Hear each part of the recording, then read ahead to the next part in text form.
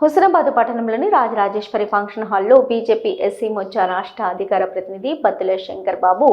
ఈ విలేకరుల సమావేశం ఏర్పాటు చేసి మాట్లాడుతూ గత ప్రభుత్వ హయాంలో హుస్నాబాద్ పట్టణ శివార్లో డబుల్ బెడ్రూమ్ ఇండ్లు అరాకొర పనులు చేసి తూతూ మంత్రంగా ఎన్నికల హడావిడిలో మాజీ మంత్రి కేటీఆర్ తేదీ 5/5/2023 రోజున ప్రారంభించి ఎంపికైన లబ్ధిదారులకు పట్టాలిచ్చి బీఆర్ఎస్ పార్టీ ఓట్లు దండుకొని ఇండ్లను అసంపూర్తిగా వదిలేసింది. నేటికి సంవత్సరం గడుస్తున్న అతి గతి లేక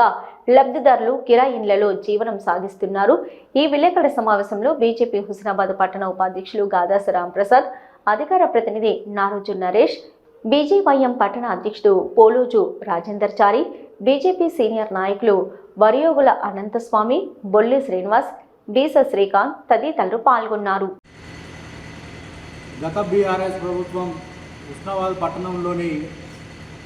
శివార్లో డబుల్ బెడ్రూమ్ల ఇళ్లను నిర్మించడం జరిగింది. మరి దాంట్లో భాగంగా దాదాపు 12 బ్లాకులు ఉంటే దాంట్లో 7 అరకొరగా పూర్తి చేసి మిగతా 5 ఇండ్లలో కేవలం గోడలు పెట్టి అసర్కారు చేసి ఒట్టిగా వదిలిపెట్టి అప్పుడున్న రాష్ట్ర మంత్రి ఎవరైతే కేటీఆర్ ఉన్నారో అసెంబ్లీ ఎన్నికల నేపథ్యంలో ఓట్లు దండుకునే ప్రయత్నంలో అప్పుడున్న మాజీ ఎమ్మెల్యే సతీష్ బాబు గారు మరి ఆగమాగం చేస్తూ మినీ స్టేడియంలో శిలాఫలకాలు ఓపెన్ చేసి దాదాపు 96 మంది లబ్ధిదారులకు మరి పట్టాలు ఇచ్చి ఆ డబుల్ బెడ్రూమ్లు అనేటి పూర్తి స్థాయిలో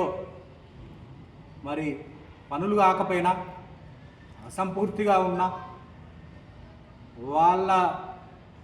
స్వలాభం కోసం ఏదైతే అసెంబ్లీ ఎన్నికలలో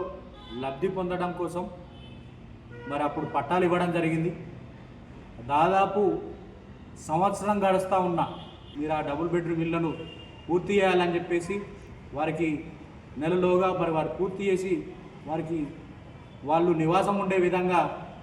చేయాలని చెప్పేసి భారతీయ జనతా పార్టీ పక్షాన డిమాండ్ చేస్తూ ఉన్నాం. ఏదైతే ఇందిరమ్మ ఇళ్లలో సర్వేలు జరుగుతున్నాయో, స్థలాల సర్వేలు, ఇళ్ళ సర్వేలు జరుగుతున్నాయో దానిలో కూడా పారదర్శకంగా ఎవరైతే ఇల్లు లేని నిరుపేదలు ఉన్నారో వాళ్ళకు మాత్రమే ఇల్లు కేటాయించాలని చెప్పేసి వాళ్ళకు మాత్రమే